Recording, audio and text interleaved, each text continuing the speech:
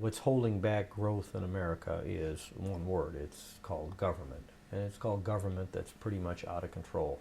As everyone knows today, whether you're a Democrat, a Republican, a Libertarian, we have a lot of issues in Washington. And most of the issues stem around, I don't care if you're talking about healthcare reform and Obamacare, you're talking about energy interdependence or independence or dependence, you're talking about education and the issue, the faltering problems the U.S. has in education internationally.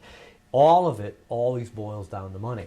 And right now, the federal government, as we all know, the incredible debt, whatever it is now, $17 trillion plus and growing, incredibly expanded since this administration took office in 2009, it's beyond comprehension. And with eventually, a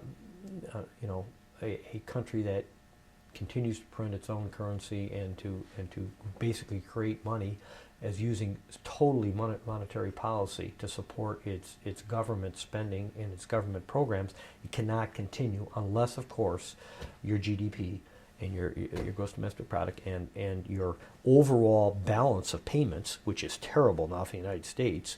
Our balance of payments is out; it's not in this country. Unless you change that, it will collapse. It can't. It cannot continue to go on, whether it's a year, 2, 5, 10. I mean, who knows? We thought, a lot of folks thought this would happen sooner. But other countries have problems too, and that's why we're still in the mix.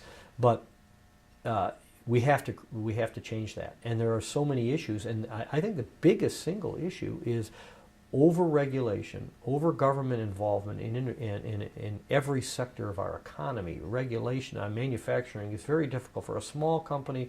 When I grew up, east side, Macomb County area, and every mom and pop could start a shop and get in the automotive industry and retire from it years later with a very viable business that they sold to a bigger supplier. Those days are history.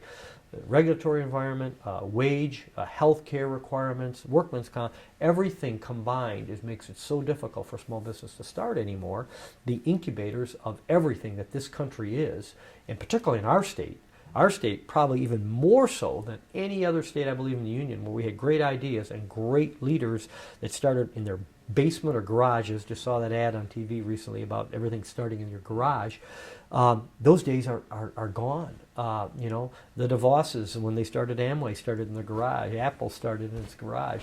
I mean, you could start with something very small, and not worry about government overbearing and crushing you. That has been the biggest issue I think we have. That reform in Washington has to happen.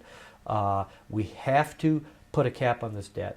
We have to cut these programs, and most of the programs that we're talking about are domestic programs. We've got to allow the states to pick up.